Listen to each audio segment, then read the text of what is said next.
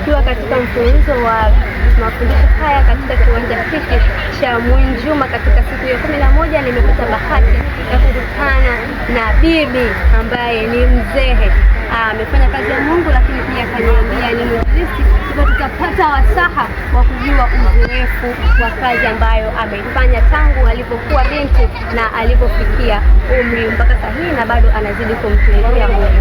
Bibi, karibu sana, na jitambulishe majina yako matatu, pia uwaeleze watu kanisa ambalo unasali, lakini pia waeleze namna ambavyo kazi yako ya uinjilisti unapokuwa unaifanya. Karibu. Asante. Jina langu naitwa Agnes. Mimi ni mshiriki wa Sabato ni mwinjilisti wa vitabu kutoka mwaka 2007. Nimetoka kumtumikia Yesu kupitia uinjilisti wa vitabu. Uinjilisti wa vitabu ni mzuri sana kwa sababu unakutanisha na watu wa aina mbalimbali na unapenya maeneo ambayo kawaida mhubiri wa kawaida ambaye hawezi kufika, lakini kupitia uinjilisti wa vitabu unafika sehemu ambazo wahubiri hao wa kawaida wa hadha hawezi kufika. Unaonekana ni bibi ambaye umri wako umekwenda kidogo, lakini bado unazidi kumtumikia Mungu. Unaweza kuniambia umemtumikia Mungu kwa muda gani?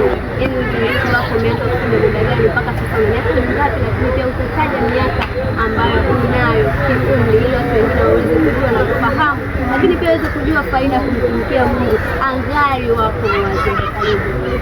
Miaka yangu ya kuzaliwa na miaka 59, lakini katika utumishi huu wa uinjilisti wa vitabu nimetumika miaka 19. Lakini kuna faida kumtumikia Mungu kwa sababu inakuletea furaha na kukufanya uendelee kuonekana kijana, una nguvu, tofauti na kama utumikii Mungu huko tu labda unafanya shughuli zingine za kawaida, huwezi kuchangamka, kwa sababu ukimtumikia Mungu unakuwa na maneno ya matumaini. Unapoongea na watu, yani kwamba una ujumbe wa matumaini ambao unaongea na watu kuwapatia matumaini. Hadi unapowapatia matumaini wanabarikiwa, na unakuta naona kubarikiwa, unakuwa na furaha. Amina sana, ubarikiwe sana na kazi hiyo, na naamini watu wengi watamuona kupitia, kwa maana Yesu kupitia wewe. Lakini pia tumekuwa na mfululizo wa masomo mbalimbali katika na masomo ya afya, pia na masomo ya kaya na familia, pamoja na hotuba kuu ambayo inatolewa na mchungaji Sakuli. Je, unalizungumziaje hili? Ni mafundisho gani ambayo yanakubaliki zaidi tangu tunaanza mafundisho haya kuanzia mwanzo mpaka kufika siku ya leo? Mafundisho yote, wanenaji wote watatu wamekuwa ni baraka kwa sababu Mungu anawatumia. Nikasema labda nimebarikiwa zaidi na huyu, wote wamenibariki. Kwa afya amekuwa na masomo mazuri, yani kwamba ana uzoefu na kile ambacho anakisema mahali hapa, amekuwa mbaraka, yani kwamba kila siku, yani kwamba mtu anaposimama kuna kitu kipya ambacho anakipata. Sawa na Biblia ambayo unaisoma mpya kila siku, unapoenda kuisoma unapata kitu kipya kila siku cha kufanya, labda unafahamu kitu kipya ambayo kinakufanya upate labda badiliko fulani au hatua fulani ambayo unaweza ukaichukua ya kufanya hatua fulani ya kufanya mabadiliko fulani. Unaweza kuangalia labda unaweza kujipima, hapa nilipungua labda kwa mfano masomo ya afya, unaweza ukafundisha ukaona labda nilikuwa nakosea mahali fulani, kwa mfano labda magonjwa haya ya utu uzima, anapoelezea labda unaposikia hivi na hivi, yani kwamba linasababishwa, anaeleza sababu ambazo zinasababisha. Kwa namna moja ama nyingine unaweza kuchukua hatua ya kufanya mabadiliko katika maisha yako, kama ulikuwa na ugonjwa au hivi unabadilisha.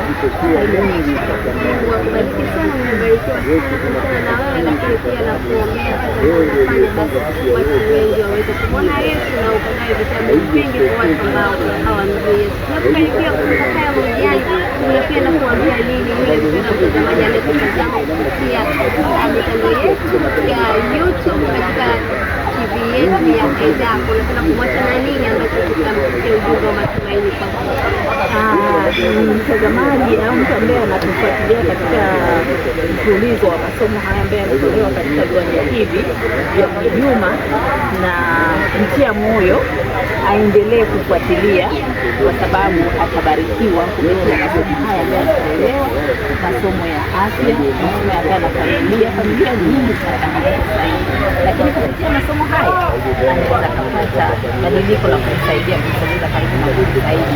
Ukija upande wa kiroho, sasa hivi dunia imeharibika, lakini tunatakiwa kusogea kwa Mwenyezi Mungu kupitia kujifunza neno lake.